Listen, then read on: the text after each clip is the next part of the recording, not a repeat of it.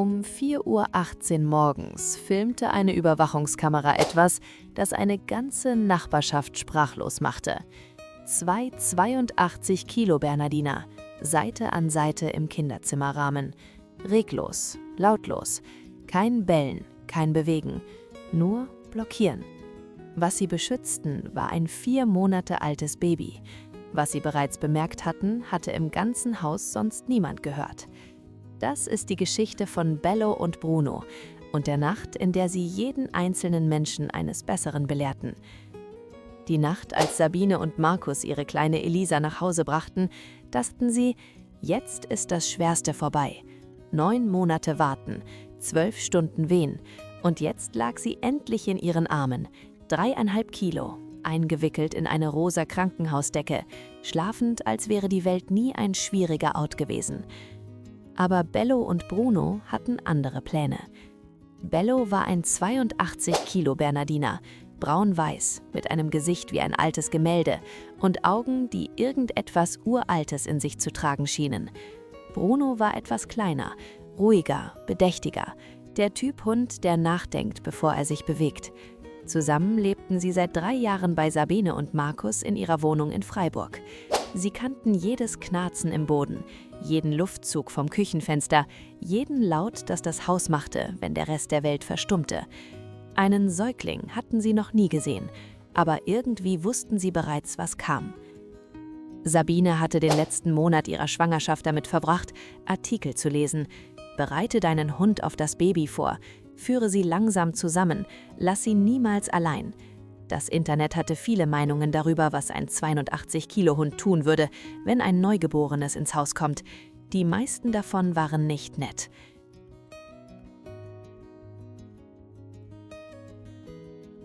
Ihre Mutter rief 3 Tage vor dem Geburtstermin an.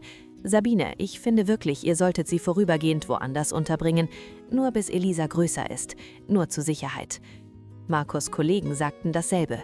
Das sind riesige Hunde, das ist ein winziges Baby. Sabine hörte zu, sie nickte und dann tat sie nichts, weil sie Bello und Bruno kannte, so wie kein Artikel und kein gut gemeinter Ratschlag von Familie oder Freunden das je könnte. Der Tag, an dem sie Elisa nach Hause brachten, Sabine trug sie durch die Haustür, während Markus beide Hunde am Halsband hielt.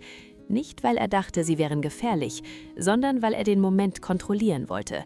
Ruhig, geordnet, sicher. Er ließ Bello zuerst los. Bello kam langsam. Kein Gerenne, kein Springen, keine der aufgeregten Energie, die er sonst zeigte, wenn Sabine nach einer langen Schicht nach Hause kam.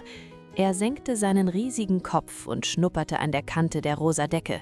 Dann trat er zurück, setzte sich und schaute Sabine mit einem Ausdruck an, den sie später als absolut ernst beschreiben würde.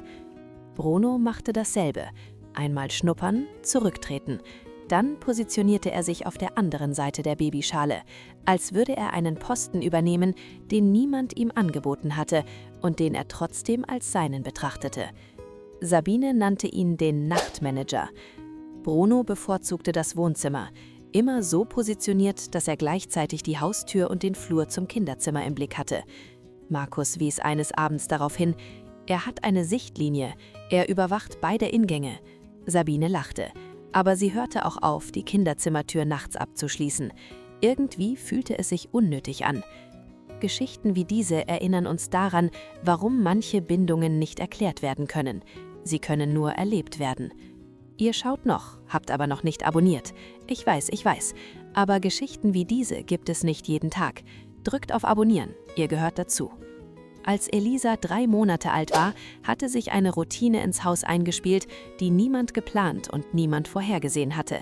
Jeden Morgen um 6:33 Uhr schob Bello die Kinderzimmertür mit seiner Schnauze auf.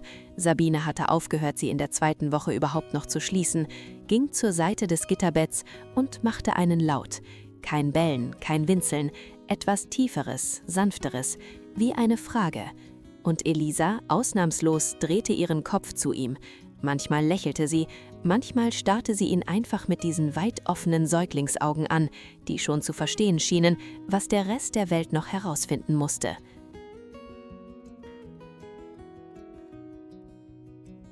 Bruno hatte sich den Bereich unter dem Gitterbett beansprucht. Er schlief nicht dort. Er war zu groß und die Geometrie funktionierte einfach nicht. Aber er lag jeden Abend daneben, sein Atem langsam und gleichmäßig. Ein Rhythmus, von dem Sabine schwor, dass er Elisa länger schlafen ließ, als jede Weißrauschmaschine, die sie jemals ausprobiert hatten. Es war ein Dienstag im Februar. Elisa war 4 Monate alt. Die Temperatur war über Nacht gefallen und das Haus hatte sich in diese besondere Tiefwinterstille gehüllt, die jeden kleinen Laut verstärkt wirken lässt. Sabine und Markus schliefen. Das Babyphone auf dem Nachttisch zeigte alles normal. Elisas Atem war regelmäßig. Alles war gut.